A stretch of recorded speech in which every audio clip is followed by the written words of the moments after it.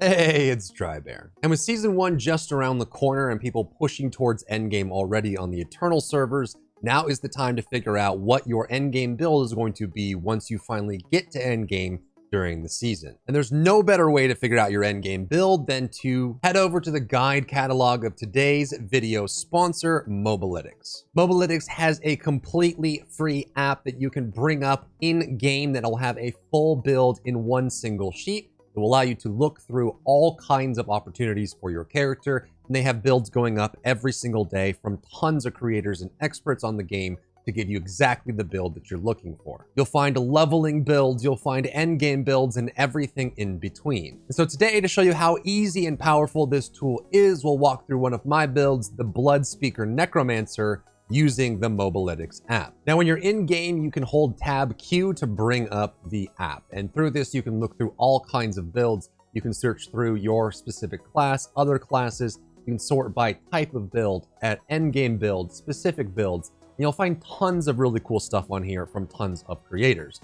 But once you settle on a build that you want to use, it's even easier than just going through and having something else on your phone or on the other monitor while you're playing the game. You can have it up in game here. So let's walk through the Blood Speaker Necromancer, which focuses on using the Death Speaker Pendant, which you can see as a unique item in the top right corner of the Mobalytics builder. This tells you what it does and the stats that it has, and this causes your Blood Surge to cast a mini nova on all of your minions when you do, and the damage is increased when you hit more targets with yours. And so the Blood Speaker is all about spawning additional blood surges to do extra damage, because each one of the bonus surges can overpower and will overpower when the first one does. So for however many minions you have, when your blood surge overpowers, multiply that by the amount of minions for extra overpower hits.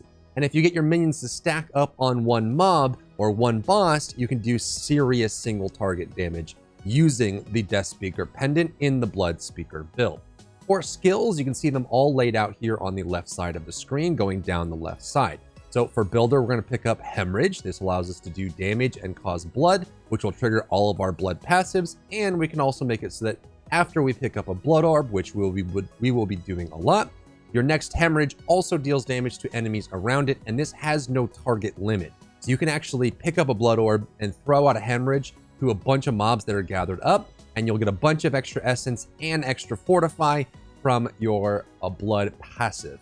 For core skill, as it goes down the tree on the left side here, we pick up Blood Surge. This causes a blood nova to go around us and all of our minions once we have the Death Speaker Pendant. And we'll pick up the modifiers to give us an extra heal, and of course, after 5 blood surges, we get a free overpower, a guaranteed overpower for Blood Surge. The key part about this is that you have to be healthy when you use Blood Surge, so make sure that you're always popping potions or picking up Blood Orbs before using Blood Surge, just to make sure you stack that up. And also, you have to make sure that you hit the target. Sometimes you run into situations where you can Blood Surge from across the room. Your minions' Blood Surges will still hit the target, but remember, you're not getting the Blood Surge, Paranormal Blood Surge stacks if your Blood Surge does not damage the target. We're also going to pick up Unliving Energy, which will unlock an even more important part of the tree, and that is going to be Imperfectly Balanced. What's crazy about this skill is it causes, at base, it makes your core skills cost more essence, but they deal more damage, and they actually deal disproportionately more damage than the amount of essence extra they're costing. But the reason why this passive is so good in the Blood Speaker build is because that damage scaling, for whatever reason, applies to the overpower that the core skill caused. So that 15% extra damage is scaling all of your overpower hits by that amount as well. So we absolutely want this passive.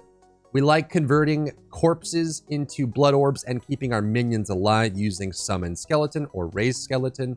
So we pick up Hued Flesh, which allows us to lucky hit and create a corpse when we deal damage.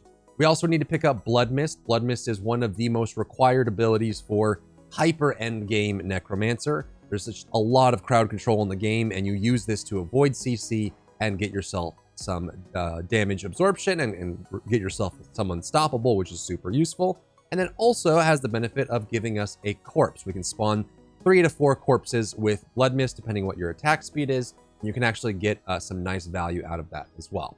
And because we're running minions, we do need to pick up Skeletal Warrior Mastery. This gives us damage and life for our Skeletal Warriors, keeps them alive. Now, the minion damage doesn't scale up our Blood Surge, but we definitely want the extra life because a minion that's dead cannot do a Blood Surge, so we have to keep them alive. We also like Grim Harvest because this allows us to consume corpses with Raised Skeleton and generate essence for it, while also keeping our minions alive. We like that. Death's Embrace is one of the most commonly used passives in the Necromancer tree because close enemies take more damage from you, but primarily you take 9% less damage from them. So this is 9% close damage reduction in the skill tree. Very easy to pick up, so we get this every single time. And again, we're going to pick up Skeletal Mage Mastery primarily for the life that it gives to the mages to keep the mages alive and well. We're going to pick up Corpse Tendril here, primarily for its ability to cause lucky hits, and also its ability to spawn blood orbs. This will stun targets, pull them into the center, and then primarily has a 30% chance for every target hit to drop a blood orb. We like blood orbs a lot because not only will it give us an extra amount of AoE from our hemorrhage with the enhanced hemorrhage, it also heals us, and with our Paragon board, it fortifies us, which is huge. And we're also going to pick up the modifier here where we can make our minions gain HP when we pick up the blood orb, which is another easy way to keep our minions alive into difficult content. So those blood orbs are amazing for that, and we really, really want the blood orbs, more so than the vulnerable, which doesn't scale as well with overpower. Then when it comes to the blood passives tree in the second to last category, we want all of them. Gruesome Mending is great. Below half-life, you gain 30% more healing from all sources, all of your blood orbs, everything gets scaled from this. Transfusion gives blood orb healing to your minions, which helps it out tremendously. Tides of Blood makes it so your blood skills deal up to 30% increased overpowered damage when you're healthy. We want that a lot. Coalesce Blood is also very good. While healthier blood skills deal increased damage. And then lastly, one of the most important passives for this is Drain Vitality. Lucky hit chance to fortify yourself for 8% of your base life every time your blood skills deal damage. This gives you a ton of Fortify, and since this is an overpowered build, the higher our HP, the higher our Fortify amount, the more damage that we deal. So Fortify does make us tankier, but it also causes us to do more damage. So you want to keep that in mind and remember that. For ultimate passives, we like Inspiring Leader. Attack speed allows us to spend more blood surges. Remember, for every 5 blood surges that we spend, the next blood surge will guarantee overpower, which is super awesome. So attack speed allows us to get through those hits faster and allows us to fortify more, which is great. We also have Death's Defense, which minions cannot lose 30% of their maximum life, more than 30% of their maximum life in a single damage instance. The reason this is great is it means that they can't be 1 or 2 or 3 hit very easily. They have this kind of upper limit of how much damage they can take in a single strike. So if you're facing against very hard hitting mobs like the Death Knights, the Verdant Knights, the giant tree ants that have a big sweep attack, the Goatmen that have the jump slam, all of these mobs that have very heavy hitting single target one hit shots, this passive will prevent your mobs from dying to that in one single shot, which gives you more time to use Raised Skeleton to heal them and also to pick up blood orbs to heal them as well. You also want to pick up Bonded in Essence. This makes it so that every 5 seconds, your Skeletal Priest's healing will heal an additional 60% of their max life. And remember that when we're increasing their max life through Skeletal Mage Mastery and Skeletal Warrior Mastery, it's making that heal bigger because this is a percentage of their max life as well. So every 5 seconds, as long as they have the heal over time from Skeletal Priest, it'll just pop up a big heal, and you can see this very easily. And lastly, we want Golem Mastery for the same reason that the other ones are in there. Damage is okay, which we don't need too much. The damage from Blood Surge is ours, but the life of the Golem going up 75% is a big, big boon. There's also a passive after this one that gives minion damage, but again, the Blood Surge is our damage, so we don't really need that too much. Rathma's Vigor is our key passive. This increases our max health by 10%. Not only does this make us tankier, but it also means that after being healthy for 15 seconds, your next blood skill is guaranteed overpowered. So between Rathma's Vigor and Paranormal Blood Surge, we're getting regular guaranteed overpowers. And from your Paragon board, we know that you're going to get the most damage for your overpowers when they're guaranteed through our Paragon legendary node. So very, very important. And remember, when something overpowers, the damage it deals is calculated based on your max life plus your amount of fortify. So max life being added through Rathma's Vigor not only makes you tankier, but it also causes you to deal more damage. You'll notice that this build has 4 skills in it, and that's because the Necromancer has a very special treatment to how it handles minions. You'll see that we do have golems and skeletons in this build, which means that the last 2 abilities in this build are going to be Raise Skeleton and Raise Golem. So you have those 2 options for you. And for this, you can still see which ones to pick up. Skeletal Warriors, we want Defenders with the first upgrade. Skeletal Mages, we want Cold Mages with the first upgrade. This gives us Essence back, which is huge. And then we want Golem Bone with the first upgrade, which gives us more corpse generation when the Golem takes damage. And of course, it's pretty easy for it to take damage, considering that the special ability for the Golem is that it taunts and pulls aggro towards itself. For the aspects, we want Aspect of Hardened Bones for damage reduction on minions, on Helm. For chest, we're going to pick up Disobedience, one of the best defensive legendaries in the entire game. So good. And with so many Novas going off and so many sources of damage, it is easy to stack this up all the way up to 100 stacks very, very quickly. For gloves, we want Rathma's Chosen. When your blood skills overpower, you gain attack speed. Remember, more attacks means more fortify for you, more healing for you, and more blood orbs for you, and of course, more guaranteed overpowers with Paranormal Blood Surge. We like that a lot. Legs, we want Aspect of the Embalmer, chance to spawn a blood orb when we consume a corpse. So when we pause to do Raise Skeleton on all the corpses around us, this spawns blood orbs. We pick up the blood orbs, they fortify us, they heal us, and they heal our minions. Healing us makes us tankier and also makes us do more damage. So we're constantly generating blood orbs through Corpse Tendril and through Aspect of the Embalmer. For boots, we want Blood Getters. 2 extra warriors means 2 extra blood surges, means 2 extra sources of overpower. For the main hand weapon, we want Blood Bathed Aspect. Blood Surges Nova echoes again after a short delay, dealing a portion of the damage, 60% less damage than the first hit. This isn't the primary source of damage, but what's great about this hit is the second hit itself can still cause lucky hits. So you're getting the lucky hits of causing extra fortify and extra triggers and spawning corpses, which is really, really big for this build.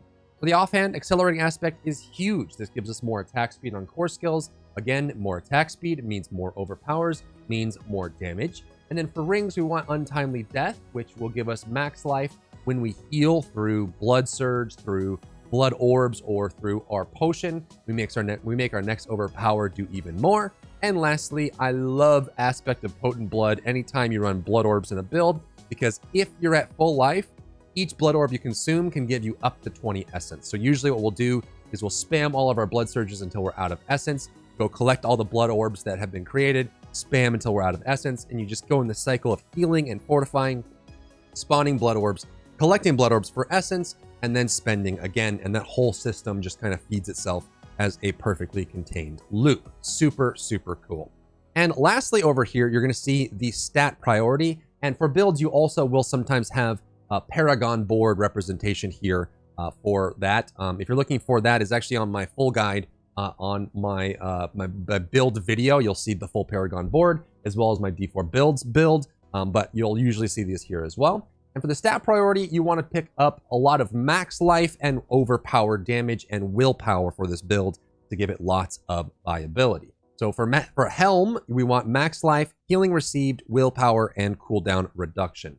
Cooldown reduction is going to make it very easy for us to spam Corpse Tendril and Blood Mist for survivability. And it also will lower the cooldown on our Golem's Taunt and our Evade as well, which is super nice.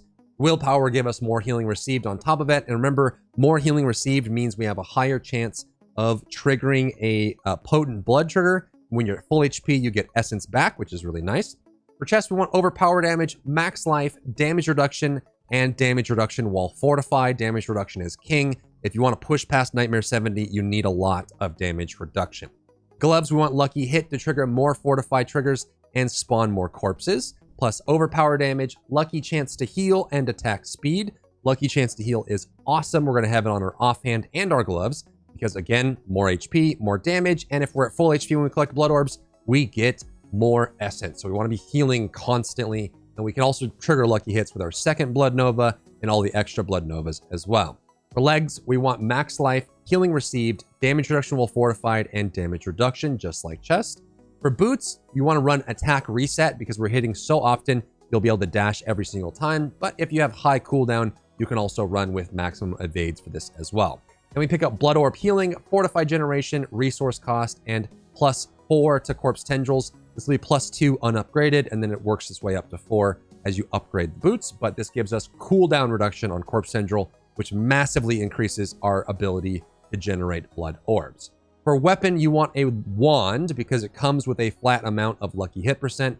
Fully upgraded at Ancestral, you get 15% lucky hit for using a wand.